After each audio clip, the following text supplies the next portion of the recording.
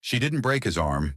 She locked it midfield in front of 500 soldiers, and just like that, the most feared colonel on base fell to one knee. At Iron Ridge Academy, orders were law, and Colonel Marcus Blackwood, he was the law until one woman refused to kneel. A decorated combat veteran, a buried corruption network, a takedown caught on camera and broadcast to every military base in the country. Her name, Major Elena Rodriguez, and this was the moment everything changed. Before we begin, tell me where you're watching this from, and what's the boldest moment you've seen someone flip an entire system with just one move? Welcome to Grateful Stories, where tales of compassion and kindness are told. Let's uncover what really happened. Iron Ridge Military Academy always looked colder at W600. The concrete quadrangle gleamed under the fluorescent wash of floodlights. Captain Elena Rodriguez stepped out of the barracks, uniform crisp, eyes sharp, boots silent on the frost-bitten asphalt. She didn't glance at the salutes, didn't need to. The respect was quiet, like the wind that always seemed to come in just before something went wrong. Her orders had brought her back 2 weeks ago. Temporary assignment. The email said, routine compliance audit before a Pentagon inspection. She didn't believe in routine. Not after Iraq, not after Kandahar, not after that morning in Syria when the medevac never came, and she had to carry Private Dellinger 3 miles under fire. Elena had earned her silence, and her Purple Heart. Neither were pinned to her chest. She entered the command building, nodded once to the duty sergeant, and made her way to briefing room 2B. Major Jessica Kim was already there, tapping her pen against a stack of unsigned training schedules. They locked eyes. No smile, no small talk. Just the kind of mutual respect forged in classified reports and sleepless nights. Colonel Marcus Blackwood entered 2 minutes late. Always 2. Just enough to remind the room he didn't wait for anyone, and no one dared start without him. He didn't sit. He didn't need to. Blackwood stood at the head of the room like a storm held back by brass and protocol. "Let's begin," he said, voice clipped like a blade on metal. Elena delivered her portion: logistics compliance, weapons requisitions, arms movement logs. She spoke clean, direct, each line backed by data. But when she reached page 7, she paused. Her finger hovered over a line item. 36 units of M4s listed as received, but only 28 confirmed in armory inventory. Receipts altered. Signatures off by a day. She looked up. "Colonel, there seems to be a discrepancy in the..." His voice cut across hers before the sentence finished. "Some files," he said coolly, "are above your clearance. Captain." Then he turned to Major Kim. "Next report." Elena said nothing. Not because she was intimidated, but because she knew a test when she saw one. After the meeting, she stepped outside and checked her inbox. No updates from the Pentagon yet, but a new message pinged. Anonymous. No subject line. It was just a sentence: "They know you know. Watch your 6." She stood there a moment, letting the words settle like ash on fresh snow. Then she deleted it and walked straight to the supply depot. Elena never liked desks. She believed in walking the perimeter, reading supply manifests by hand, watching hands move crates, not screens move data. The next 4 hours were quiet, too quiet. At 11:30, she met with Master Sergeant David Williams Titan, as most knew him, 15 years Delta, 3 tours past retirement, stayed in for reasons he never said aloud. He handed her a copy of the last arms transfer manifest, cross-check with the ledger from November. He said low. Then he added, almost as an afterthought, "If you're going to keep digging, Captain, dig fast." Elena arched a brow. Williams didn't elaborate. He just adjusted his cover and walked off toward the motor pool. That afternoon, Elena found herself summoned to the colonel's office. The temperature felt colder there, thick with the weight of things not said. Blackwood gestured to the seat across from him. "Your reputation precedes you," he said. 3 combat tours. Purple Heart. Daughter of a Marine drill instructor. Impressive. Elena met his gaze unblinking. He continued. "But here at Iron Ridge, we value discretion over diligence. There are lines. Captain, I suggest you don't cross them. A pause, then the faintest smile. He tapped his desk. Dismissed. She stood and walked out. Not a word wasted. Not a second too long. That evening, she joined a small gathering in a forgotten office 2 floors below the armory. No nameplate, no rank insignias, just 6 women seated in folding chairs. Coffee mugs balanced on knees. The sisterhood, unofficial, unlisted, unbreakable. It had started as whispered advice in latrines. Now, it was an informal network spanning 15 bases. Mentorship, intel, mutual protection. Major Kim closed the door behind her and leaned against the frame. I've started documenting, she said quietly. Covertly. It's worse than we thought. Captain Elena nodded. They're hiding weapons, possibly diverting them. I don't have the full trail yet. From the back of the room, Lieutenant Sloan said, Colonel Blackwood hasn't had an external audit in 6 years. That's not an oversight. That's a firewall. The air in the room grew heavier. Elena stood. I don't care about medals. I don't care about headlines. But if they're dirty and soldiers are dying because of it, I'm not letting that stand. Silence, then a murmur of agreement, like dry leaves shifting before a gale. That night, Elena returned to her quarters. She always locked her door twice, always checked the window latches, a habit from Syria that never faded. But something was off. She scanned the room, moved a chair 2 inches, tipped the mirror forward, and there it was, a thin black device tucked behind the vent.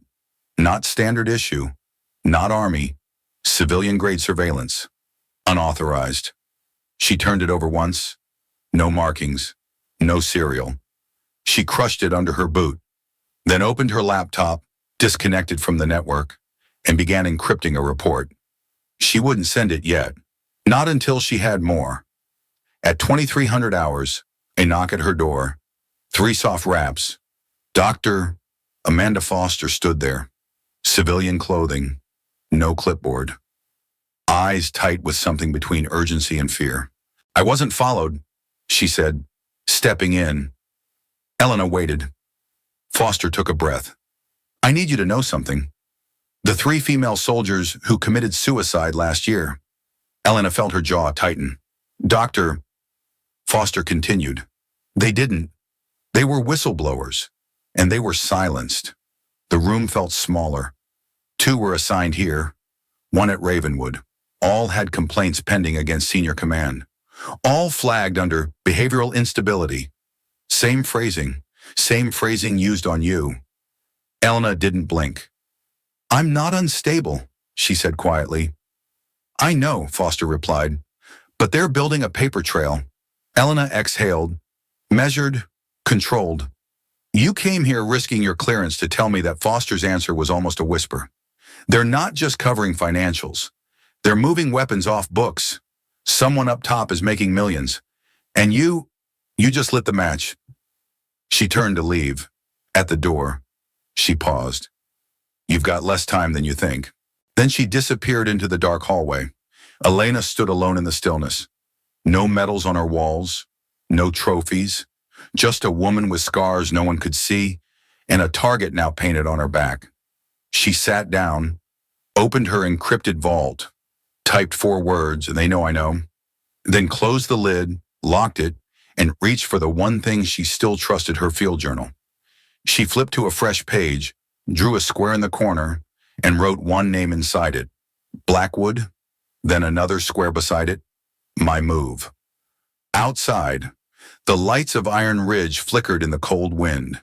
Inspection day was only 72 hours away, and the storm had just begun. 48 hours before the Pentagon inspection, Iron Ridge didn't sleep. The hallways echoed with clipped footsteps and the low hum of too many secrets. Captain Elena Rodriguez woke to silence, but not the good kind. Her encrypted tablet wouldn't power on. Her comlink refused to connect, and her secure email terminal flashed red with a system error she hadn't seen since Syria. She tried the backup terminal in Logistics Office B, Same result. The network was compromised or worse. Someone had cut her off. Then, sitting neatly on her desk, a folded manila envelope, no signature, no markings, just one word on the label, orders. Inside, a transfer packet. Deployment to Afghanistan, effective in 36 hours, clearance revoked, role reassigned, flagged as a command disruption risk. It wasn't just a threat, it was a shove. They were trying to erase her. She stormed into Major Kim's office. Jessica didn't even blink. They sent it. Elena dropped the envelope on her desk. Kim nodded once.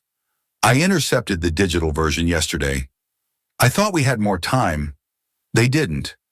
That same afternoon, Master Sergeant David Williams met her near the armory. His voice was tight. There's a group of new contractors moving gear out by the airstrip. No insignia, no unit tags. Elena frowned. What kind of gear, suppressors, non-reg scopes, unmarked crates? And one of them's wearing a patch I haven't seen since Helmand, military contractor, not army. She processed that fast. Mercenaries on base, under the guise of repair teams. If Blackwood was importing guns off books, those weren't mechanics. Watch them, she said. Document everything. Williams gave a grim nod. He'd already started. By 1400 hours, the officer briefing was underway. Colonel Blackwood stood at the front like always, hand clasped behind his back, voice smooth as oil. Elena sat mid-row. She didn't speak unless necessary. But when a slide showed a live-fire exercise plan that left the south flank exposed, she raised her hand. Sir, with respect, that formation leaves Bravo exposed to long-range fire from the ridge. Suggest cycling in suppression teams with rotating cover fire.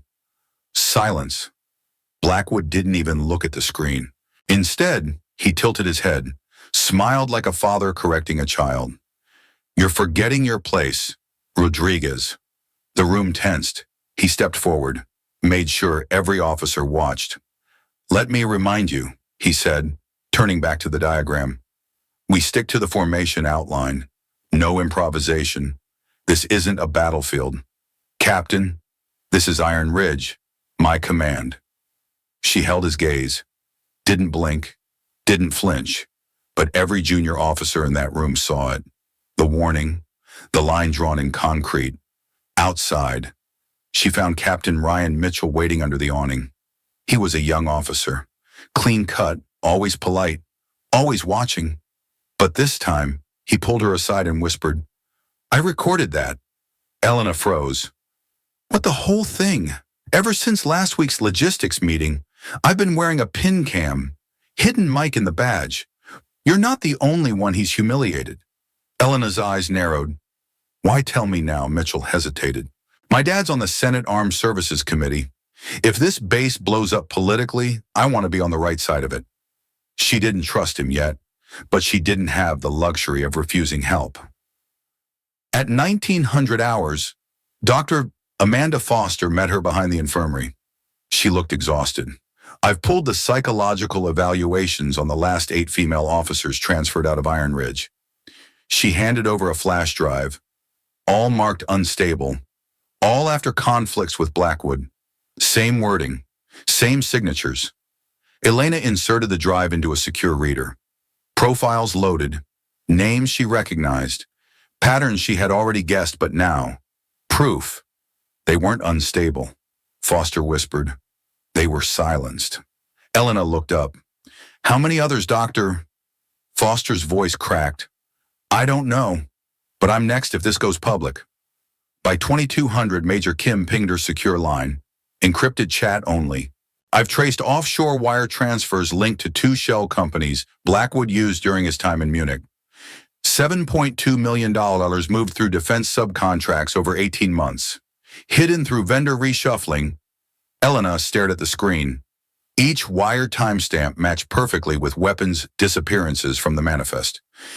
Kim added, I'm not sending this to DC yet. If they intercept it, we lose everything. They needed more. They needed to survive until the inspection. The sisterhood reconvened in sub-basement C, 10 officers, 3 lieutenants, 2 warrant officers, no rank spoken, only purpose. Elena laid it all out. Communications jammed, forged transfer orders, mercenaries on site. We're not just looking at harassment, she said. This is weapons trafficking, conspiracy, possible treason. The air went still, Lieutenant Sloan muttered. If the Pentagon team's already sniffing, why not just let them handle it? Elena shook her head. Because they don't know who to trust. They're here looking for smoke. We have the fire. Captain Mitchell joined them midway through the meeting. He brought a laptop, opened it without a word.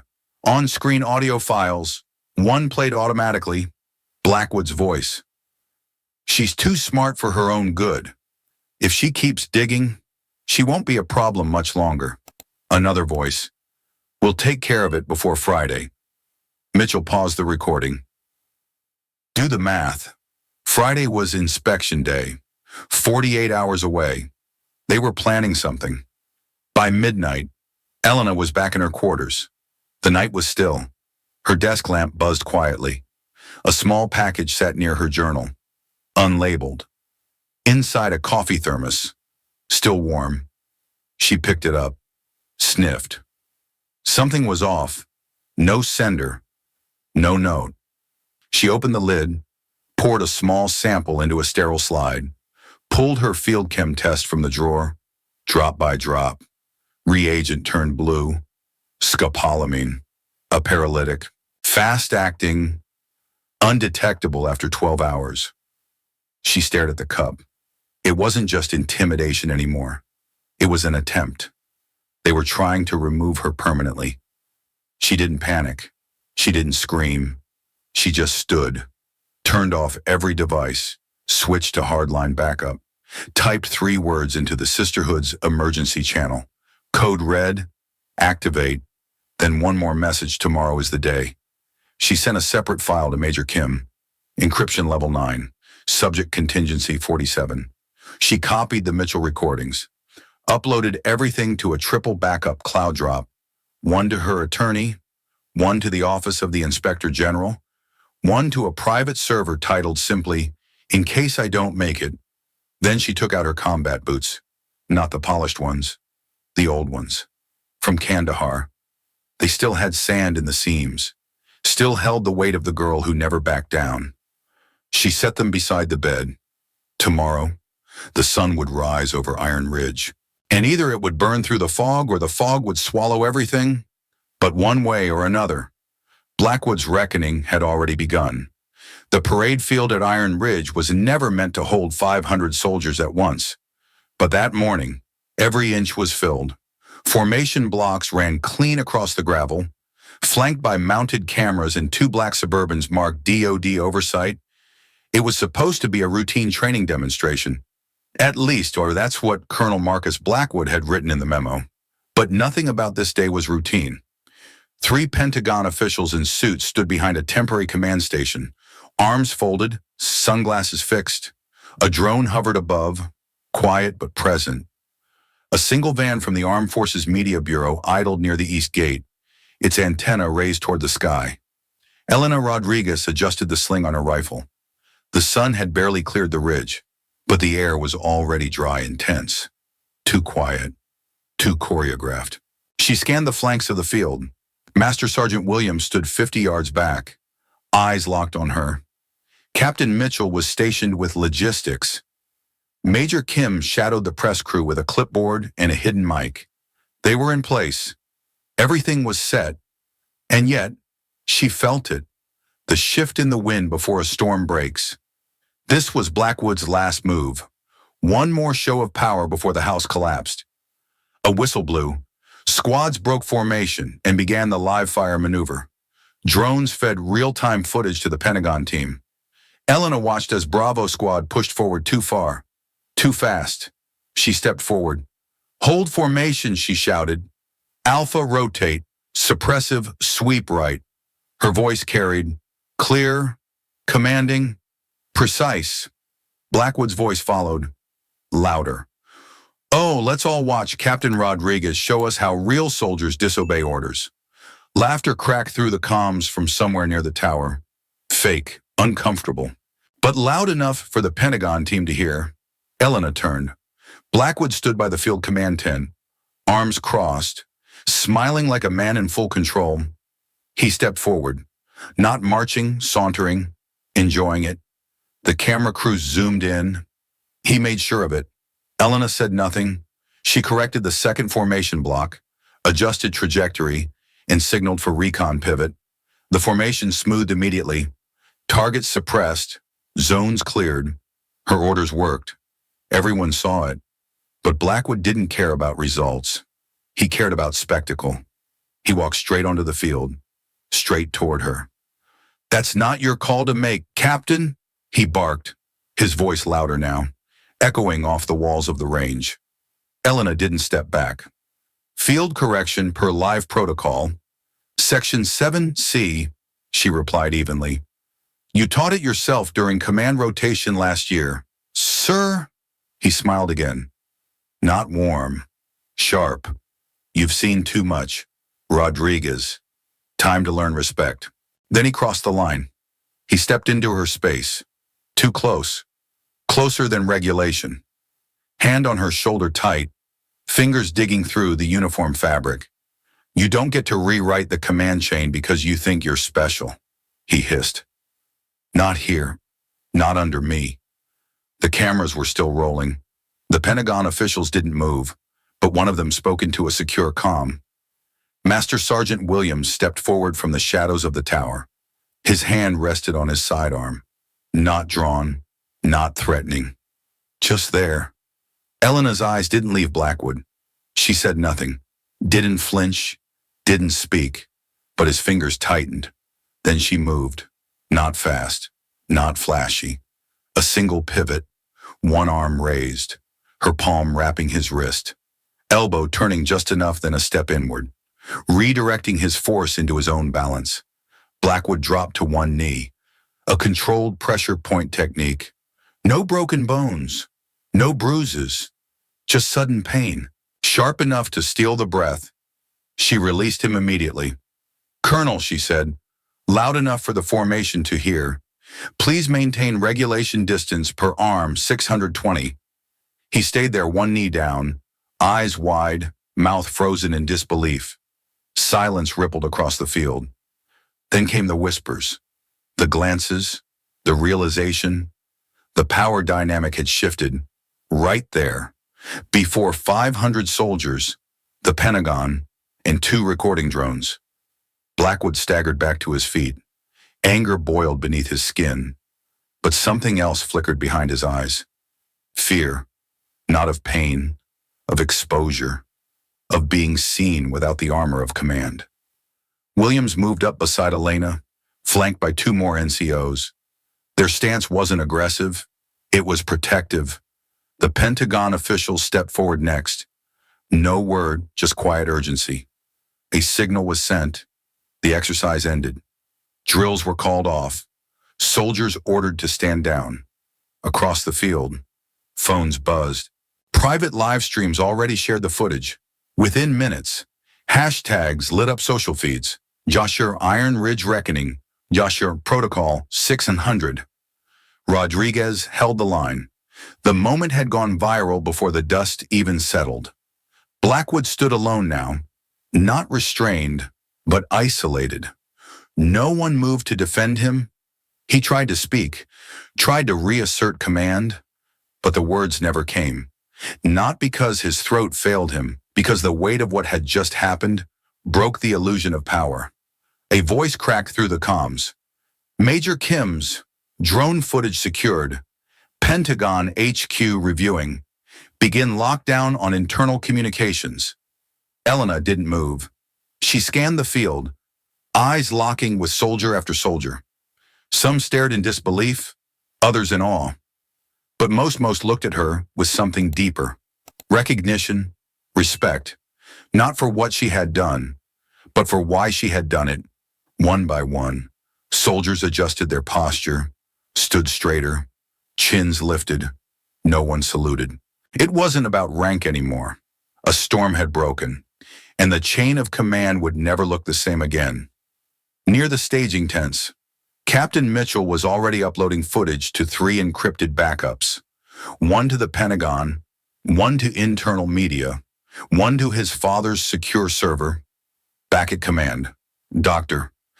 Foster sent the final package: psychological reports, witness statements, unredacted orders. It was over. Or maybe just beginning. Inside the tower, a Pentagon official turned to General Marcus Hale. "This is bigger than we thought." Hale nodded. "Activate independent review. Full scope. Start with Blackwood's 6-year tenure." The general's aide leaned in. "Do we remove him now?" "No," Hale said. "Let him walk the base first. Let them see him without the weight." On the field, Blackwood tried to reassert control.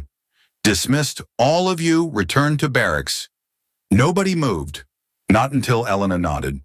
One small tilt of her head, and then, quietly, squads began to peel off. No words, just footsteps on gravel. It was done. The illusion had shattered. Not by force, not by rebellion, but by discipline. By someone who understood regulation better than the man who abused it. Later that evening, footage from the drone aired on a leaked military stream. No commentary, no music, just raw footage. A single hand on a shoulder, a single takedown. A woman standing straight while the man who tried to silence her dropped to one knee. The caption read, "This is what holding the line looks like," and by morning, every base across the country had seen it. Captain Elena Rodriguez didn't sleep that night. By 0500, she was no longer listed on the active duty roster. Administrative separation effective immediately. No charges, no handcuffs. But her access codes were revoked, her quarters sealed, her badge turned in. They called it procedural isolation. She called it what it was: containment. A military sedan arrived just before sunrise. Inside sat Colonel Sarah Martinez, Pentagon investigator. Zero tolerance, zero alliances. Her uniform was regulation perfect. Her eyes sharper than most rifle scopes. She didn't offer a handshake. "You're not here to impress me, Captain. You're here to give me the truth." Elena nodded once. "Then you're in the right place." Martinez escorted her to the inquiry chamber. Cold, steel line. No insignia. Just a table, 2 chairs, and a red light blinking on the ceiling. Dr. Amanda Foster entered next. Civilian clearance. But this time, her voice held authority. She placed a thick folder on the table. Psychological evaluation of Captain Rodriguez. No indication of instability. No impulse control issues. Demonstrates restraint under extreme provocation. Martinez didn't blink. She flipped through the pages slowly. "Do you stand by this assessment?" Dr. Foster nodded. Without hesitation, a knock. Major Jessica Kim stepped in. Laptop under her arm. "Permission to present timeline," she said to Martinez. Martinez waved her forward. Kim activated a secured feed. Lines of wire transfers, unit orders, fake sign-offs, and redirected contracts filled the screen. 6 years of financial manipulation, Kim said. Every single arms discrepancy leads back to shell vendors connected to Blackwood. Martinez leaned forward. "You're certain?" Kim didn't hesitate. "I've cross-verified every transaction. The documents were buried in non-operational maintenance budgets. Even the inspection team would have missed it without inside access." Martinez stared at her. "You realize this implicates half a dozen procurement officers at the Pentagon." Kim didn't flinch. "Then they should start packing." Later that morning, Captain Ryan Mitchell was called in. He arrived in full dress uniform, unshaven, but unshaken. He placed 2 data drives on the table. 71 hours of audio, 14 direct conversations with Colonel Blackwood, 7 containing open threats, 3 suggesting silencing problem officers. Martinez inserted the first drive. Blackwood's voice filled the room. "She thinks procedure will save her. By the time anyone gets here, she'll be a ghost." The recording clicked off. Mitchell's voice was quiet. He meant that literally. At 1100, Elena reached into her duffel bag, pulled out her old combat boot, unzipped the heel lining, removed a USB drive, wrapped in waterproof tape. She slid it across the table, encrypted failsafe, mission logs, timestamps, and one direct message from a whistleblower who disappeared last year. I never showed anyone. Until now, Martinez inserted it. The screen lit up. A full data trace of off-books drone missions, ghost supply drops, and non-sanctioned surveillance teams. All linked back to Blackwood's command. Every signature forged. Every denial now shattered. Martinez sat back in her chair. 3 hours ago, I thought this was about a rogue officer losing her temper. Now, it's looking like a command-level operation. Elena didn't gloat. She didn't smile. She just said, it always was. By midday, the Army Office of Legal Review issued a formal inquiry into Blackwood's entire chain of command. The number of testimonies submitted by Elena's subordinates had grown to 47. Statements came in from infantrymen, admin clerks, logistics officers, even medics, all consistent, all clear. Captain Rodriguez had acted with integrity, restraint, and competence. Blackwood, on the other hand, was nowhere to be seen. Then came the counterattack. A statement appeared on a military blog known for anonymous leaks. It claimed that Captain Rodriguez was part of a feminist agenda meant to weaken the discipline of combat units, that she had assaulted a superior officer in front of recruits, and that her emotional instability had finally surfaced. Within hours, 5 more articles followed, each quoting unnamed defense sources, each attempting to repaint the event as a public breakdown. On Twitter, the hashtags began. Fagr fragile chain, Raj emotional command, Rar Rodriguez unfit. It was coordinated, funded, intentional, but so was the response. By nightfall, anonymous support swelled online. Former soldiers from across the country shared their own stories, officers who abused power, whistleblowers who vanished into reassignment limbo, and then came the sisterhood. 200 female officers across 15 bases came forward, some active duty, some retired, all verified, all willing to speak.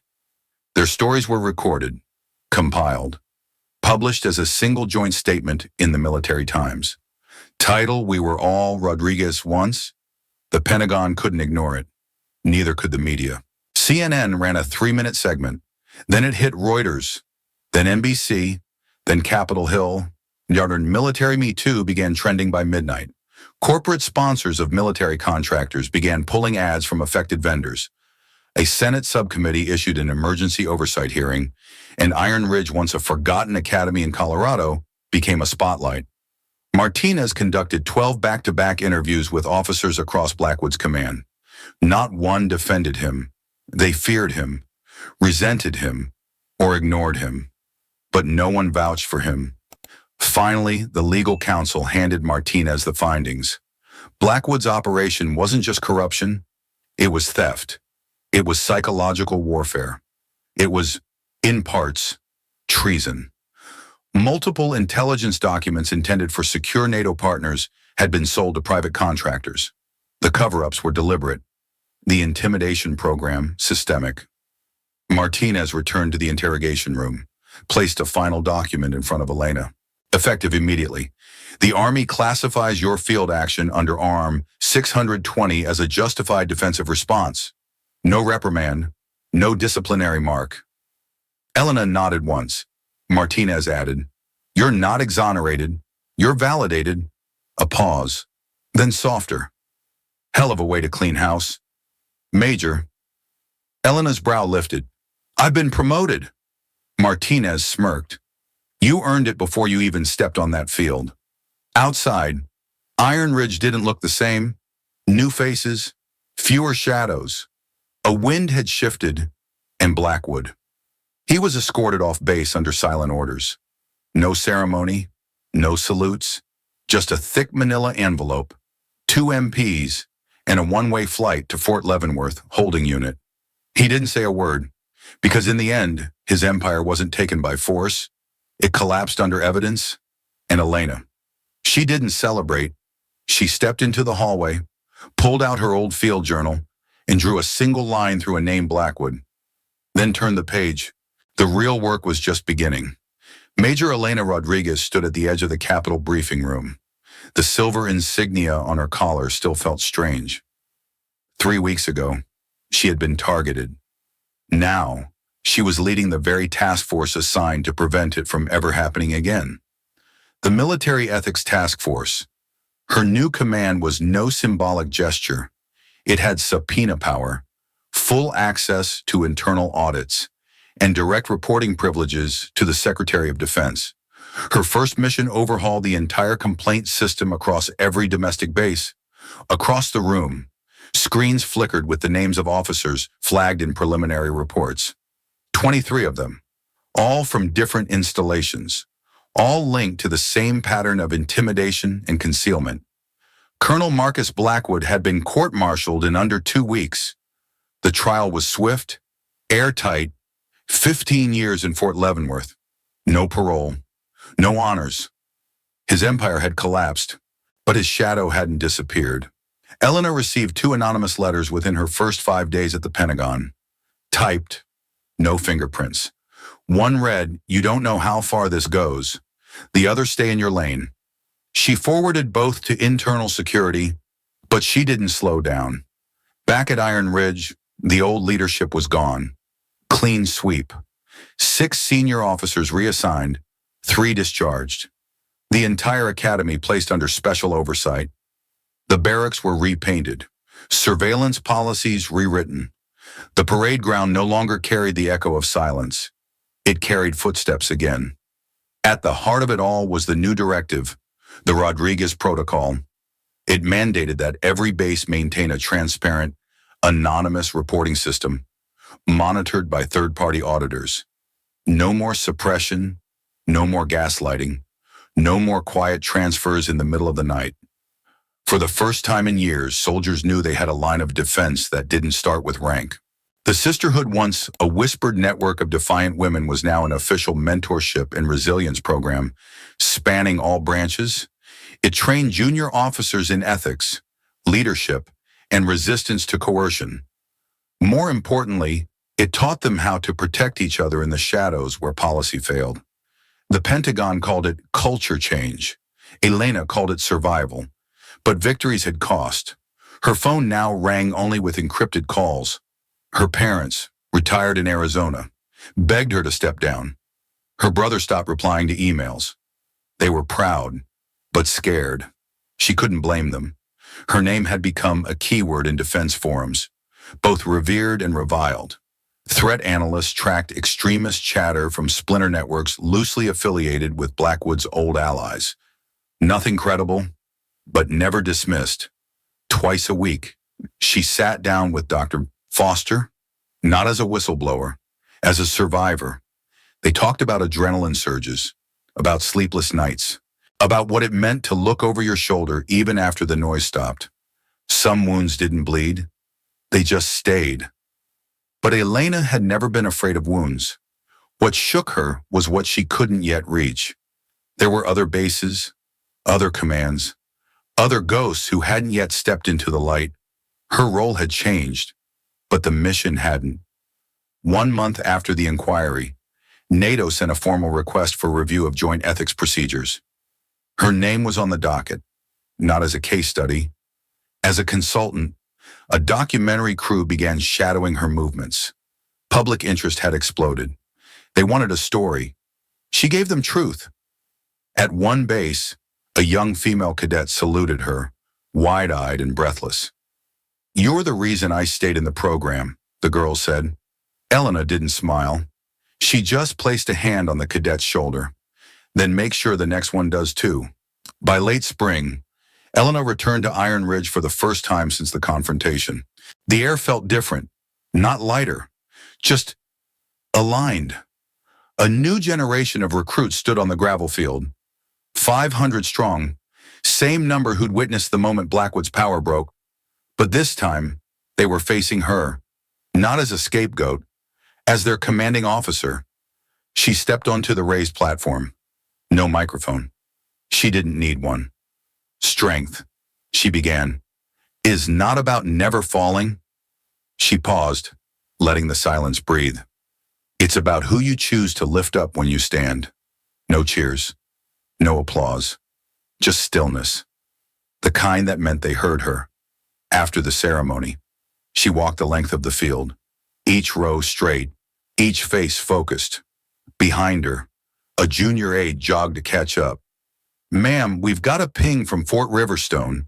Internal memo flagged for deletion, same language we saw in the Blackwood files." She nodded once. "Pull the files. Alert task force. I'll brief en route." They kept walking. A crow watched from the fence line. Across the country, similar stories were beginning to surface. Whispers from Fort Trenton, unusual transfer logs at Camp Vexley, a weapons audit flagged at Overseas Command East, at a cafe 2 blocks from the Pentagon. A man in a gray coat sipped black coffee. He watched the documentary teaser play silently on his tablet. Elena's face appeared, determined, still, unflinching. He tapped the screen. Encrypted message. Single recipient. Target remains active. Phase 2 authorized. That night, Elena received a secure alert on her personal tablet. No origin, just 3 words. The real fight begins. She stared at the screen, then shut the device, reached for her boots, and stood. Because when foundations crack, you don't walk away, you rebuild them.